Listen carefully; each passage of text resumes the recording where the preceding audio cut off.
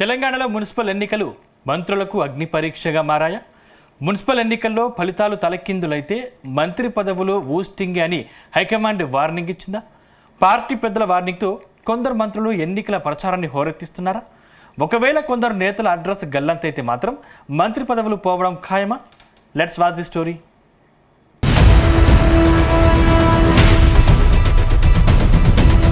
తెలంగాణలో మున్సిపల్ ఎన్నికలు మంత్రులకు సవాలుగా మారాయి. జిల్లా ఇన్ఛార్జ్ మంత్రులకు నియోజకవర్గాల్లో పార్టీ గెలుపు బాధ్యతలను అధిష్టానం అప్పగించింది. ఆశించిన స్థాయిలో ఫలితాలు రాకపోతే సదరు మంత్రులు ప్రోగ్రెస్ రిపోర్ట్లో మైనస్ మార్కులు పడతాయని ప్రచారం జరుగుతోంది. ఆ ప్రభావం భవిష్యత్తులో జరగనున్న కేబినెట్ ప్రక్షాళన మీద ఉంటుందనే చర్చ పార్టీ వర్గాల్లో జరుగుతుంది.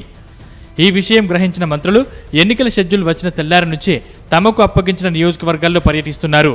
అటు ఎమ్మెల్యేలు ఇటు లీడర్లను సమన్వయం చేస్తూ పార్టీ విజయం కోసం పనిచేయాలని కోరుతున్నారని తెలుస్తోంది.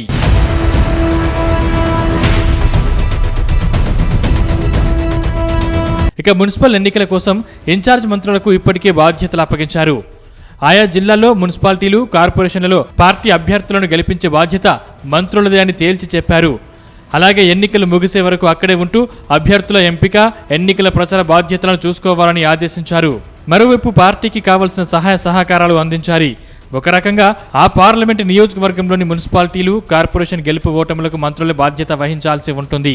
అలాగే సొంత నియోజకవర్గంలోని మున్సిపాలిటీలు, కార్పొరేషన్లలోనూ పార్టీ అభ్యర్థులను గెలిపించుకునేందుకు ఫోకస్ పెట్టాలి.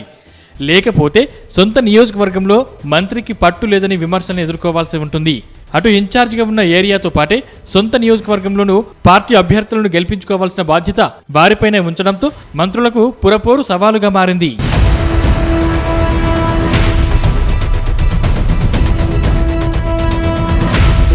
అయితే రాష్ట్రంలో కాంగ్రెస్ అధికారంలోకి వచ్చాక పార్టీ గుర్తులతో జరుగుతున్న మొదటి ఎన్నికలు కావడంతో ఛాలెంజ్గా తీసుకున్న ఏఐసీసీ మెజారిటీ మున్సిపాలిటీలను సొంతం చేసుకోవాలని రాష్ట్ర నాయకత్వానికి టార్గెట్ విధించింది.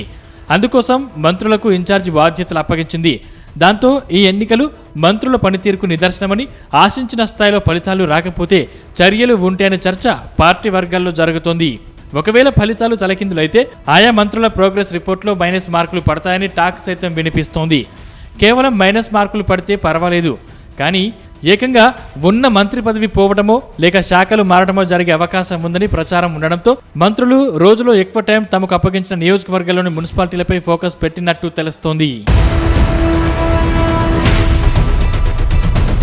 ఇక రాష్ట్రంలోని 116 మున్సిపాలిటీలు, 7 కార్పొరేషన్లకు ఎన్నికలు జరుగుతున్నాయి. ఇప్పటికే అన్ని జిల్లాలకు ఇన్ఛార్జ్ మంత్రుల్ని ప్రకటించారు. కొందరు మంత్రులైతే నేరుగా రంగంలోకి దిగిపోయి అభ్యర్థులకు మద్దతుగా ఎన్నికల ప్రచారంలో పాల్గొంటున్నారు.